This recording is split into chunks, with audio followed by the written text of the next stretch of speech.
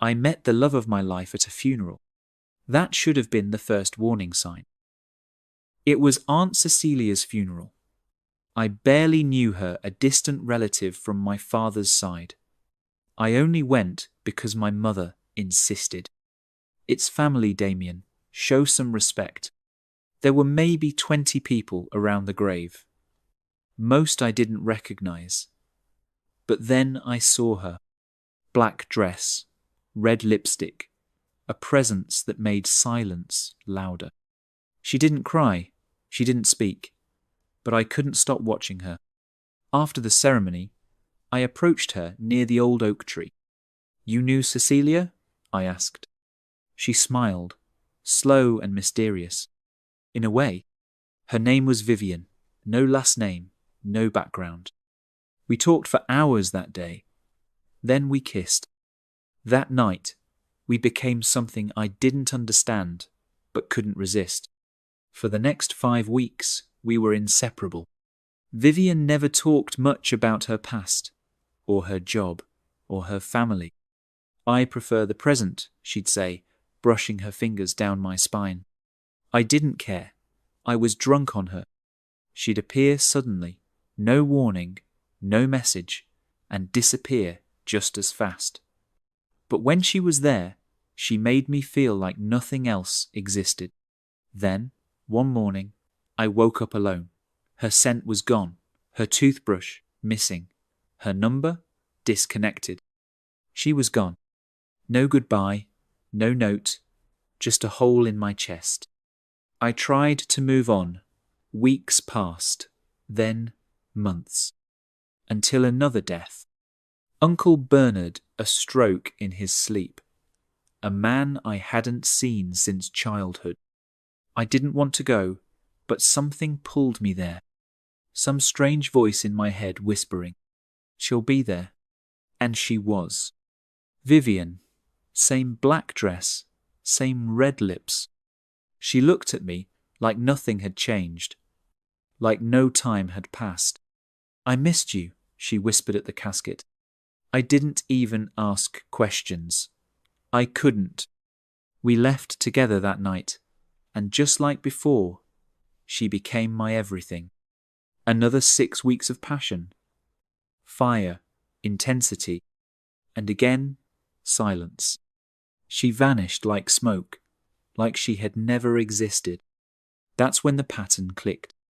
Vivian only appeared after someone died.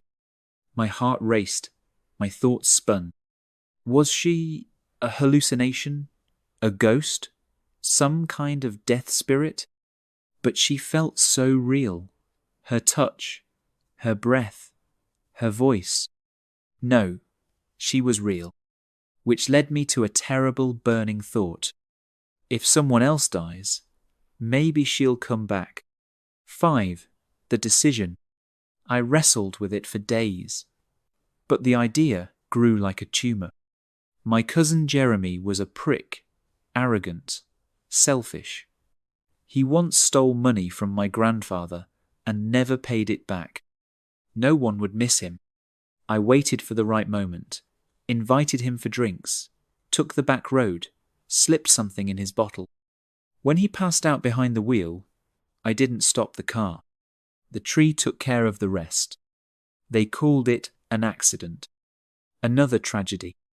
Another funeral. And, yes, Vivian came. She was even more radiant this time. She looked straight into my eyes like she knew everything I had done. But she said nothing. Just held my hand during the burial. And that night, she held everything else.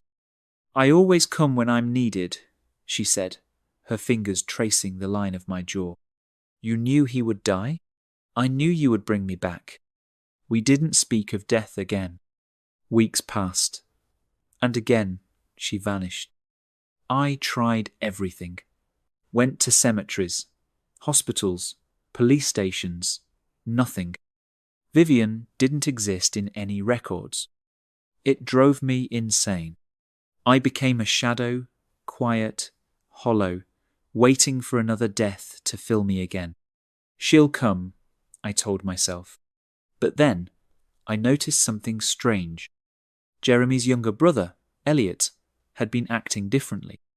He stopped speaking to me, watched me from across the room at family gatherings. Then, one night, I found a photo, tucked into Jeremy's old wallet. Vivian, with Elliot. I confronted Elliot. He didn't deny it. She came to me too, he said coldly. After Bernard. Before you. My blood ran cold.